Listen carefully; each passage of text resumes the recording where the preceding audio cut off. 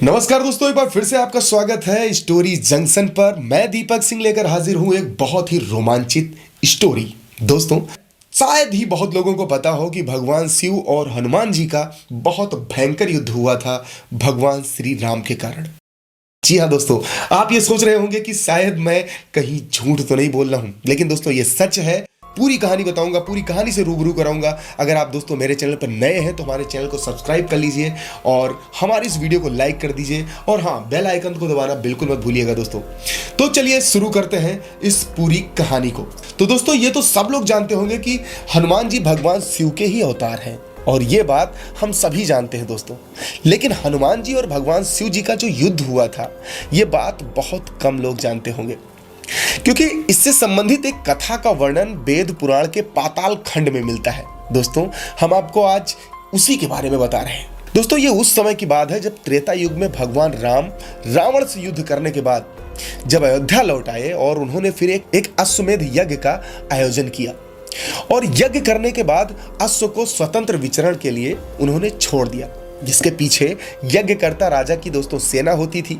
और जब यह अश्व दिग्विजय यात्रा पर जाता था तो स्थानीय लोग इसके पुनरागमन की प्रतीक्षा करते थे। इसके अश्व चुराने या इसे रोकने वाले जो राजा होते थे, उनसे युद्ध होता था। जब भगवान श्री राम ने अश्वमेध यज्ञ किया तो यज्ञ का घोड़ा दोस्तों घूमते घूमते देवपुर नामक नगर में जा पहुंचा।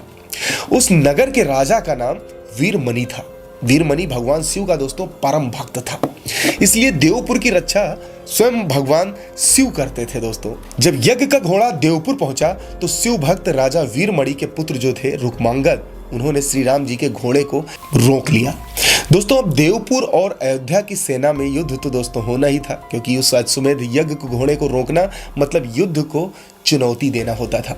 दोस्तों, वीरमणि ने सुना कि भगवान श्री राम के अनुज जो है शत्रुघ्न जी, वो अपनी वाहिनी युद्ध करने के लिए उनकी जो सेना थी वो बढ़ती चली आ रही है।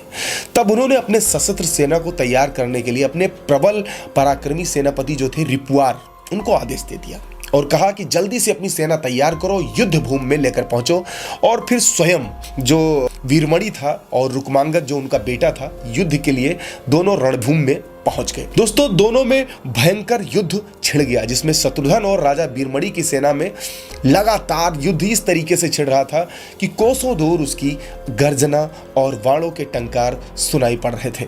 दोस्तों, हनुमान जी भी वीरमणि की सेना का संहार करने लगे। जब उन्होंने देखा कि शत्रुघ्न की सेना थोड़ी स्लो पड़ रही है या थोड़ी सी वीक पड़ रही है, तो वो उनकी सेना की मदद करने के लिए हनुमान जी भी वीरमणि की सेना का संहार करने लगे।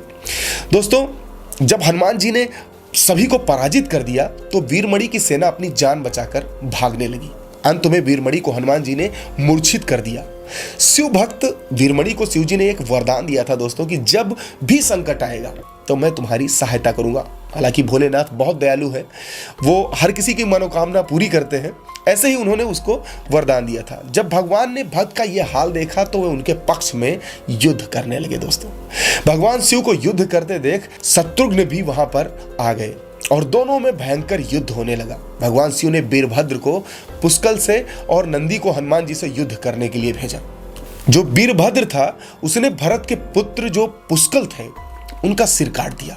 यह देखकर शत्रुघ्न को बहुत दुख हुआ और शत्रुघ्न क्रोधित होकर भगवान शिव से ही युद्ध करने लगे। उनका युद्ध 11 दिन तक चलता रहा।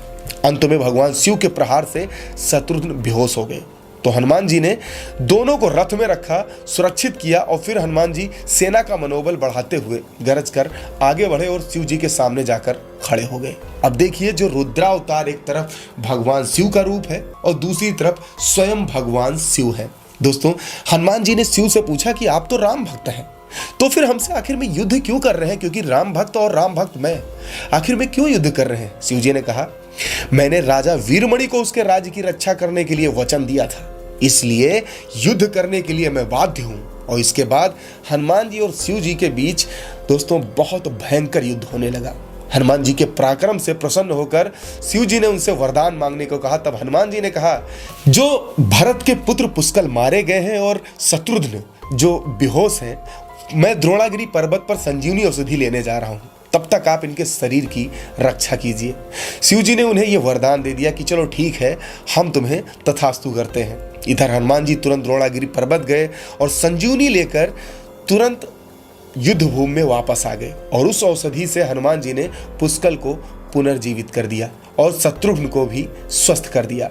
शत्रुघ्न और शिव जी में फिर से युद्ध होने लगा और जब शत्रुघ्न किसी भी तरह से शिव जी से नहीं जीत पाए तो हनुमान जी ने उनसे श्री राम को याद करने के लिए कहा। यह देखकर भगवान राम वहां स्वयं प्रकट हो गए और श्री राम जी ने हनुमान जी को समझाया कि आप भाई किससे युद्ध कर रहे हैं, अरे शिव ही राम है और राम ही शिव है। यह सुनकर हनुमान जी को शिव में ही राम का रूप नजर आने लगा। दोस्तों, ये बहुत ही चमत्कारी दृश्य रहा होगा।